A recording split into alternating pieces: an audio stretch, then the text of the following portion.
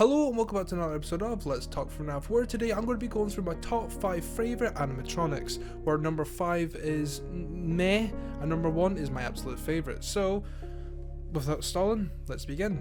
Number 5, Shadow Freddy. Now, the main reason why I put this at number 5 is because when Five Nights at Freddy's 2 came out, that game had so many secret animatronics, it was unreal.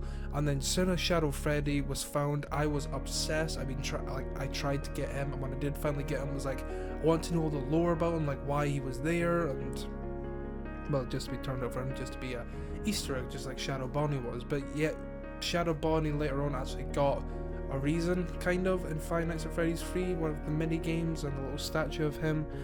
Yeah, it's a bit weird, and it slowly starts to get iffy like the more time goes on. Number 4, Golden Freddy. Now this is stretching back to Five Nights at Freddy's 1, and when Golden Freddy was found, oh my god, the fan base blew up about him. It was like everyone wanted to know everything, and back then obviously information wasn't as well known now, and like there wasn't a lot of sources you can go and check out. It was a different time back then, and like everyone making all these theories about Golden Freddy, and then everyone like going through all the files and the images, finding all like the secrets and all that. Honestly, it was the best time back then, and it's like you just let your nerd side go wild trying to figure out what Golden Freddy was. And then obviously Five Nights at Freddy's 2 came out, and everyone thought that was a sequel, and then it turned out it was a prequel, and then you got Five Nights. I don't know, it was such a good time back then. Number 3, Lefty. Now Lefty is a bit of a strange one, because I've only recently just started to like Lefty because of his apparent design to catch the puppet.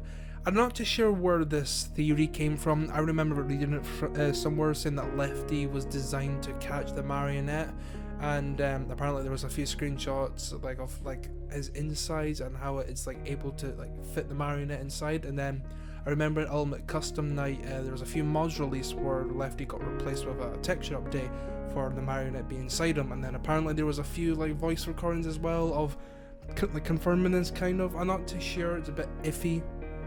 So, but again, if this like is true, then I'm pretty sure I'll end up bumping him up the list a little bit. But I think the theories around him kind of reminds me of the whole Golden Freddy thing, so that's why it's just, he's an interesting character, and plus it's Lefty.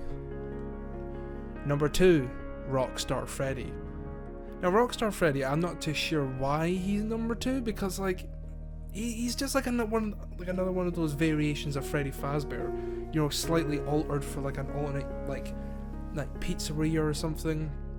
But yeah, it's just his design that kind of like, you know, the way that he looks, like he's like what Toy Freddy tried to be in a way, because obviously Toy Freddy was trying to be like, you know, all cute, but at the same time, you know, looked like he was like performing a show and all that, but he just kind of looked like a fat, chubby wee bear. And then obviously had Freddy Fazbear, who was just terrifying. And I feel like Rockstar Freddy was actually, he looks like he's built to be on stage, and he's built to, you know, interact with kids instead of trying to scare them. And also hence why he's my profile picture on this channel. Number 1, my ultimate favourite FNAF animatronic is Foxy. Now, I know this is a bit boring. I'm not talking about like FNAF, like Nightmare Foxy or Shadow Foxy, even though I don't even know if that exists, or Burnt Foxy, or Phantom Foxy, or Withered Foxy.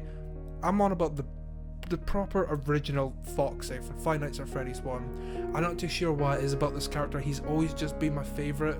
I don't know why. I think it's because like when those theories about like back then where it was like, oh, Foxy's a good guy, because notice how every time someone's at your door, Foxy tries to get to you. Oh, he's not trying to kill you, he's a good guy, he's like checking up on you. But obviously since the security guard has health problems, that's why Foxy, like that's why you die, because notice how Foxy isn't all in your face. I don't know, because it is confirmed that he isn't that nice. Well, he is in the books. If you read the Five Nights at Freddy's books, spoiler by the way, if you read the Five Nights at Freddy's books, all the animatronics are actually nice to some extent, because well, in the first book they're not really that nice. They try to obviously kill Charlie and John and all that, but in the second one they become good, fighting against the Nightmare animatronics. And I don't know why, it kind of just like reminds me of that, like all the the animatronics are actually on your side, is because in Five Nights at Freddy's 1 you're Mike Schmidt, I think it is. If I get that wrong, I'm gonna get hung. But I'm pretty sure you're like obviously the murderer and all that, and that's why they're trying to get you. But I don't know why. Like when that theory came out, when like Foxy was supposed to be a good guy, I don't know. It just kind of reminds me of the books where it's just like Foxy's like the animatronics are actually good. They're trying to help you, and I don't know why, but I just have that little like theory.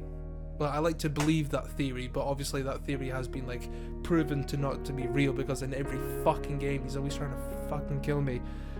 But again, I still like to believe that theory, even if it is not true, but what can you do? Well, I hope you guys enjoyed that video. If you did, please leave a like, subscribe, and I shall see you in the next video. Bye bye.